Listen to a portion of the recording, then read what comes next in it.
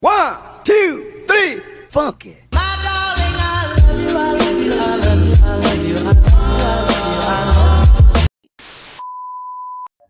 Hello everyone, welcome to my video, and in today's video I will going to show you about the safety issues in the use of ICT and e-safety rules, and also about how can we prevent or how can we avoid in this kind of issues. But first, I would like to introduce my name. I'm Princess Joyce Maestrado from Bachelor Secondary Education, major in Social Studies. Just stay tuned guys because my discussion will be followed. Hey, first, we were going to talk about the safety issues in the use of ICT. What is the safety issues in ICT? There are a number of safety issues that can arise from using ICT devices. Some of the safety issues include electrocution, tripping over wires, heavy equipment falling new, fire risk. Okay, so I have example here.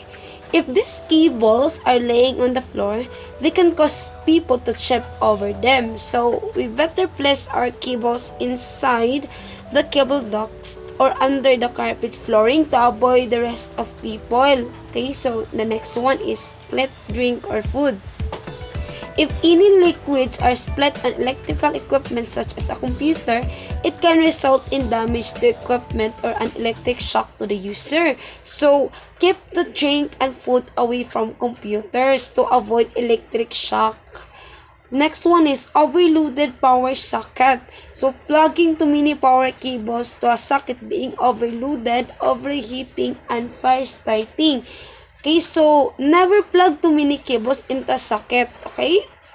Especially that one socket, so it's very dangerous. It can cause a fire, okay? So avoid as soon as possible. We should avoid that, okay? The next is having falling object. Many of computer equipment are very heavy. They can cause serious injury. They fall on people. Make sure equipment is placed on table shelves. Okay, so table shelves, all of your equipment, make sure that it will be equipped in the place of strong tables. Okay, so these are the safety issues in the use of ICT. So let's proceed to the safety in ICT. E-safety can be called internet safety, online safety, or web safety. Safety is often defined as a safe and responsible use of technology. This includes the use of internet and also other means of communication using electronic media. We have 10 internet safety rules here. Number 1, keep your personal information professional and limited. So we should keep our personal information because they don't need to know about our expertise and professional background and how to get in touch with you. So it's better to keep your personal information because other strangers are especially if they know your background, okay, so they're easily to get in touch with you, so you better private your personal information. Number 2, keep your privacy settings on. Marketers love to know all about you. So do hackers. These settings are sometimes deliberately hard to find because companies want your personal information for its marketing value. Make sure you have enabled these privacy safeguards and keep them enabled. So especially that privacy, so you should keep these settings on to avoid hackers.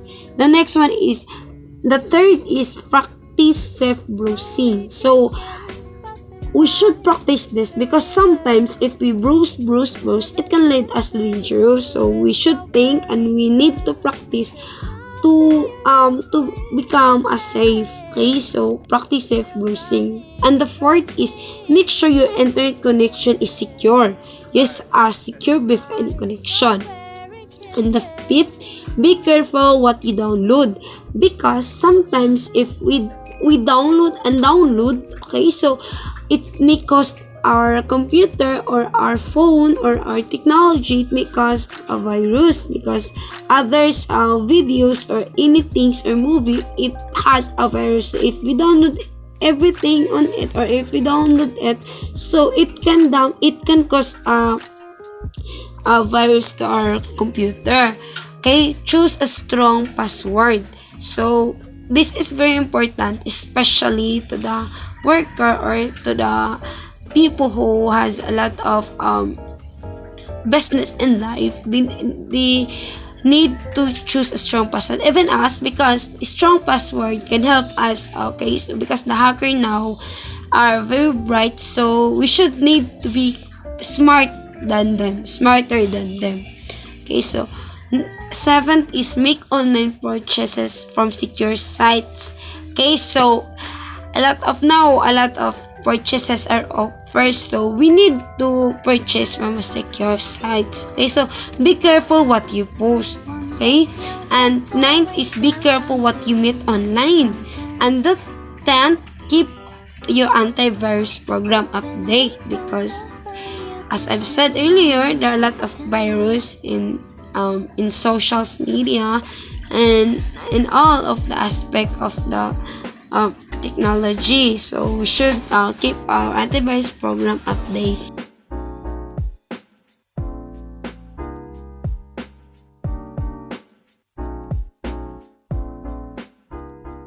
We talk about the safety issues in the use of ICT and e-safety rules, and now how can we prevent or how can we avoid in this kind of issues?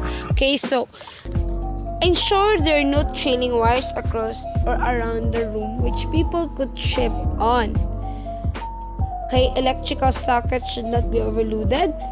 Electrical equipment should be safety tested at least once a year. There should be adequate space around desks for people to move. Bags and obstacles should be stored out of the way so that people can't trip over them. Food and drink should not be placed near a machine. Heating and ventilation should be suitable for the working environment. Work desks should be strong enough to support the computers and equipment. Staff should follow the safety and regulation. Fire extinguishers should be available, including specialist ones to deal with electrical fires. And the last is fire exit should be clearly marked and free from clutter. So this is the way to prevent or to avoid these issues. So this would be my safety issues in the use of ICT and my e-safety rules, and also how can we prevent or how can we avoid this kind of issues. Okay, so thank you for watching, everyone.